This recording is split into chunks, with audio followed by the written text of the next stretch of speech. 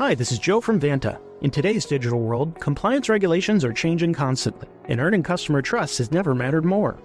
Vanta helps companies get compliant fast and stay secure with the most advanced AI, automation, and continuous monitoring out there. So whether you're a startup going for your first SOC 2 or ISO 27001, or a growing enterprise managing vendor risk, Vanta makes it quick, easy, and scalable. And I'm not just saying that because I work here. Get started at vanta.com. Bonjour, ici Patrick Pierrat, éditeur d'InfoBref. Voici l'essentiel des nouvelles en ce jeudi 11 décembre. L'unité permanente anticorruption a ouvert une enquête sur le Parti libéral du Québec. L'UPAC avait indiqué le mois dernier qu'elle validait des informations concernant des allégations d'actes répréhensibles visant le parti. Eh bien, elle a annoncé hier qu'elle ouvrait officiellement une enquête. Le chef libéral Pablo Rodriguez a affirmé que son parti va pleinement collaborer à l'enquête. Il maintient qu'il n'a lui-même rien à se reprocher et dit qu'il entend rester à la tête du PLQ. François Legault assure qu'il restera en poste jusqu'aux élections de l'an prochain. Le Journal de Québec avait rapporté hier que plusieurs députés caquistes, qui sont restés anonymes, croient que leur chef devrait réfléchir à son avenir politique. François Legault a répliqué qu'il était allé prendre une marche dans la neige et qu'il avait décidé de rester en poste jusqu'aux prochaines élections.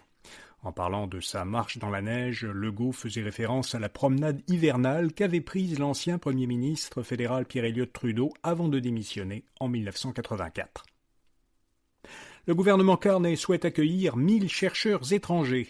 Mélanie Joly, ministre fédérale de l'Innovation, des Sciences et de l'Industrie, a annoncé un investissement de 1,7 milliard de dollars pour attirer ou ramener au Canada les meilleurs talents.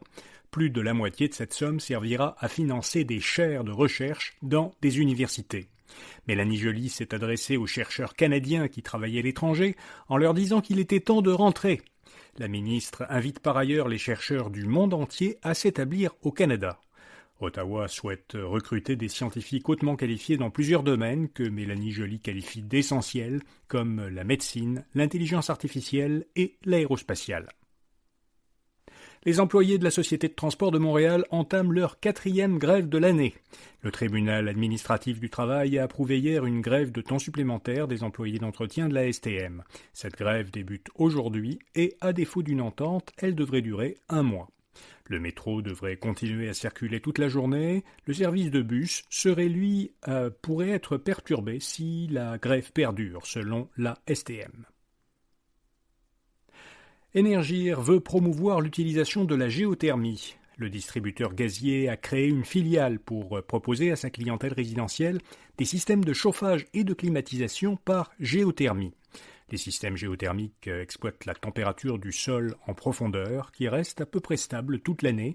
Alors un circuit qui fait circuler un liquide entre cette zone à température stable et la surface permet de chauffer en hiver et de refroidir en été. La Banque du Canada maintient son taux directeur à 2,25%.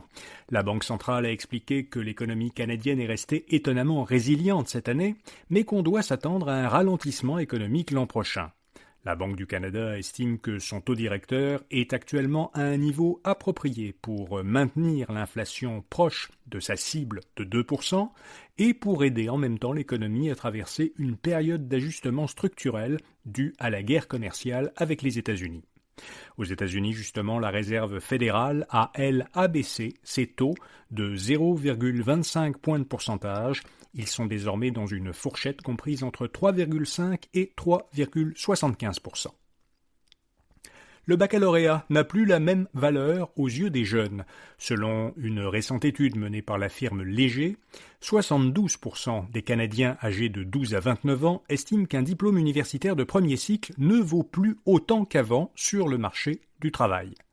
La majorité des jeunes se disent par ailleurs inquiets pour leur avenir professionnel à cause de l'impact attendu de l'intelligence artificielle. Pour quelques détails sur cette étude, voyez notre court article à infobref.com ou en cliquant sur le lien dans la description de cet épisode. Les services de vidéo en ligne Crave de Bell et Ici Tout TV Extra de Radio-Canada sont désormais disponibles dans un abonnement groupé, avec des forfaits qui proposent un accès aux 2 services. Le forfait de base groupé est vendu 16$ par mois, ce qui représente une économie de plus de 20% par rapport au total des abonnements à l'un et l'autre service. L'offre groupée peut constituer pour des consommateurs francophones une option plus attrayante face à des services étrangers, mais aussi face au service illico+ de Vidéotron. Instagram pourrait bientôt vous donner un peu de contrôle sur les contenus vidéo qui vous sont proposés. Le réseau social teste aux États-Unis une fonction qui permet à ses utilisateurs de préciser le type de vidéo courte qu'ils souhaitent voir défiler en rafale dans la section Reels. Un utilisateur peut ainsi d'abord voir les thèmes des vidéos qui, selon l'algorithme d'Instagram, semblent l'intéresser le plus, et ensuite il peut orienter les choix futurs de l'algorithme en ajoutant lui-même les thèmes qui l'intéressent et en supprimant ceux qui ne l'intéressent pas. Instagram prévoit de déployer cette fonction ailleurs dans le monde. Et puis, Rue du Plessis, ma petite noirceur, du Québécois Jean-Philippe Plot, Ouris, du franco-algérien Kamel Daoud, et Amiante, du Québécois Sébastien Dulude, sont les 3 romans en français qui ont été, en version libre imprimée, le plus souvent empruntés cette année à la Bibliothèque et Archives nationales du Québec, la BANQ. Si vous êtes curieux de voir la liste plus complète des livres les plus empruntés par catégorie, y compris les biographies, essais et documentaires et les bandes dessinées et romans graphiques, allez voir notre article à infobref.com ou en suivant le lien dans la description de cet épisode. Voilà, vous savez l'essentiel. Bonne journée et à demain matin. Hi, this is Joe from Vanta. In today's digital world, compliance regulations are changing constantly, and earning customer trust has never mattered more. Vanta helps companies get compliant fast and stay secure with the most advanced AI, automation, and continuous monitoring out there. So whether you're a startup going for your first SOC 2 or ISO 27001, or a growing enterprise managing vendor risk, Vanta makes it quick, easy, and scalable. And I'm not just saying that because I work here. Get started at Vanta.com.